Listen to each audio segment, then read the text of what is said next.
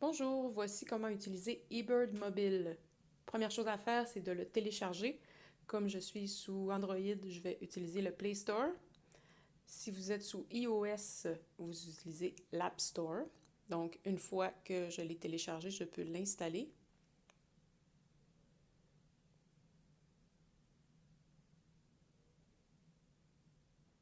Et je l'ouvre. Alors, la prochaine chose à faire, c'est de vous créer un compte eBird en utilisant, s'il vous plaît, votre vrai nom. Comme moi, j'ai déjà un compte, je saute cette étape-là. Et ensuite, ça m'amène vers mes préférences. Cette étape-là, vous allez devoir la faire seulement une fois. À l'affichage des noms d'espèces, on choisit nom commun. Les noms sont affichés en français. On décoche les sous-espèces et on prend la distance en kilomètres avant de continuer. Ensuite, eBird vous propose une liste régionale. Donc, pour ça, il faut donner la permission d'accéder à la position de notre appareil. Et ce qui est vraiment magnifique, c'est que eBird va vous proposer des espèces qui sont probables dans votre entourage. Donc, eBird me propose Québec, Canada. Alors, c'est parfait et j'installe cette liste-là.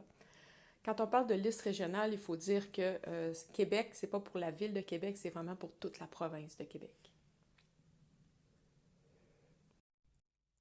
Bon, alors je suis prête à commencer ma première liste. Je vois la date et l'heure, qui sont deux informations qui peuvent être modifiées seulement en touchant à la date et en touchant à l'heure. Ensuite, l'option enregistrer les déplacements, c'est quelque chose qui est unique à eBird Mobile et qui vous permet justement d'enregistrer automatiquement votre itinéraire. Alors, si vous souhaitez faire ça, vous laissez l'option activée. Ensuite, on démarre une liste. Bon, l'écran d'ensuite vous montre la liste d'espèces. Les espèces sont classées en ordre taxonomique, donc on commence par les oies, les canards, etc. C'est pas tout le monde qui est familier avec ça, donc il y a moyen d'entrer votre nom d'espèce dans la barre de recherche. Alors si je commence par exemple, bon j'ai vu deux bernaches du Canada, donc avec le petit plus qui est ici à gauche, je vais taper deux fois, deux bernaches du Canada. J'ai vu 25 canards colverts. Donc là, c'est long de les rentrer un par un. Alors, je vais taper sur canard colvert et je vais inscrire 25. Si j'ai vu des mésanges à tête noire, puis que là, je ne les trouve pas dans la liste, bien, je vais pouvoir venir dans la barre de recherche, écrire mésanges. Et c'est important de toujours mettre les accents. Donc, mésanges. Et je vois apparaître ici mésanges à tête noire. Donc, je vais mettre 4 mésanges à tête noire. Ensuite, je reviens. Et on va dire que j'ai vu 50 goélands avec cerclés. Donc, encore une fois, j'écris goéland. Et je vois apparaître mon goéland avec cerclé. Comme j'en ai beaucoup, je vais toucher sur goéland avec cerclé et j'inscris 50. Une fois que toutes mes espèces sont entrées, je clique sur terminer. Et on me demande, avez-vous terminé? Si vous quittez cette liste maintenant, eBird cessera d'enregistrer vos déplacements. Donc, oui, j'ai terminé. Et il y a quelques dernières informations à rentrer. Donc, même si vos déplacements ont été enregistrés automatiquement, vous devez associer votre feuillet à un lieu. Et vous pouvez aller voir la carte pour situer le lieu. Donc, on voit ici le petit pointeur bleu, c'est là où je suis présentement. Donc, j'appuie dessus et ça me donne le choix d'utiliser cet emplacement. Alors, c'est ce que je vais faire. Je vais utiliser cet emplacement.